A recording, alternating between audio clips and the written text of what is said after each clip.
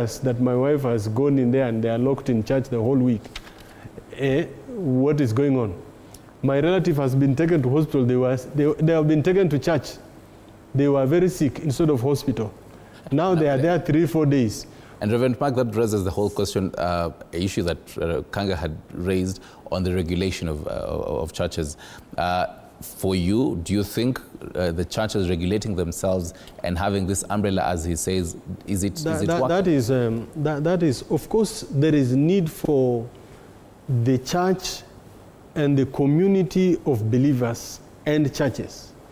Because as a reverend, as a man of God, I have other servants of God, bishops, reverends, people whom I interact with, that form part of my accountability structures.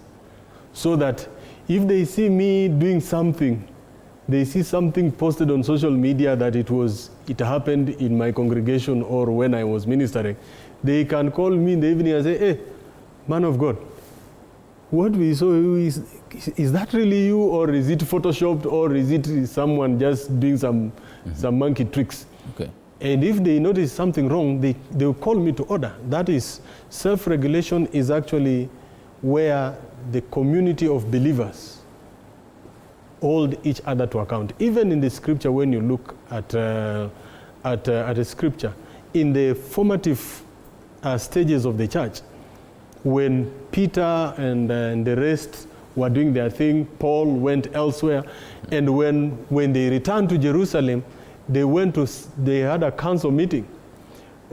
Paul says, Peter, what you are doing is wrong. You are with these brethren there, now you are coming here, you are pretending you don't know this. So there's a sense in which the ministers held each other to account, right, and they said, Ndugu, what you are doing is wrong, right, and that's wrong. So I think that is what is required. Right. Gentlemen, just a reminder, we are getting into the last stretch of minutes, I think about 4 minutes.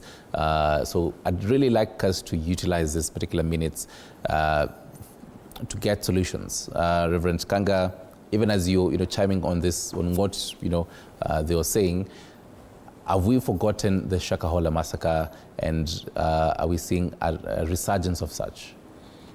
The Shakahola massacre was just a wake-up call to all of us. But we cannot say we have forgotten, because what we did all that we were signed by the head of state to do. Yes, yes. We produced a bill, and now we handed over that report to him. Now the rest is the appointing authority. Now he'll tell us the next course of action. Okay. But where we are now, it needs an urgent action. Okay. But I want us again to go back and answer what's there in a name. These people survive very well with these names, because a name gives you an identity. A name tries to manipulate your mind to tell you what you are not.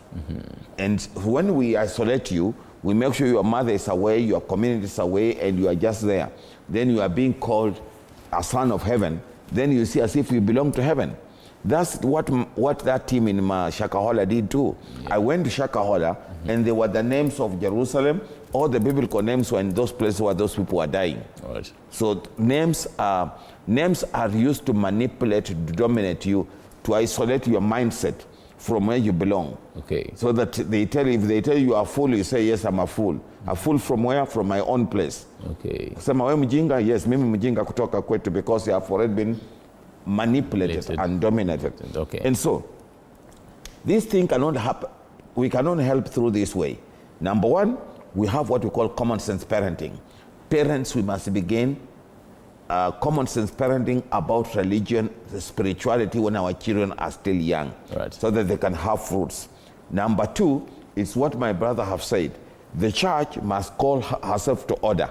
And that's why the early church called themselves to order, and they produced what we call the creeds, the two creeds. Okay. The Apostles' Creed was meant to deal with this heretic teaching. And that's why they came up and said the Apostles' Creed, if you believe in the Apostles' Creed, this is what you do. There is the Council of the Nicene. Those who are Anglicans, Presbyterians, and Methodist, they know what we call the Nicene Creed. Those are councils that sat together. Those who are regulatory bodies. Right. So what are we supposed to do? We sit together, develop our creed, how we are going to manage our belief system. And about out, we know this one is a problem. Thank you. Right. Boni, very few, about 30 seconds, your parting shot. What should Kenyans listening to you this particular evening realize and know when it comes to fanaticism as well as even their faith?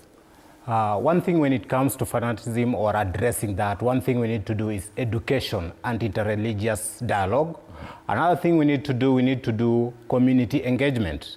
And in relation to that, we also need to do the legal and regulatory approach, whereby we need to regulate and bring back the sanity that we all want. That's true. And at the end of it, we need to address the root causes. What are the root causes? When you look at the causes, we have the religious ignorance, we have the psychological factors, we have the social and political instability, and then we have the leadership and ideology. Right. So we need to address that, and we'll be able to get the Kenya that we want, the world that we want. And this is according to the Africa Law article. Right. Yes. Reverend. I think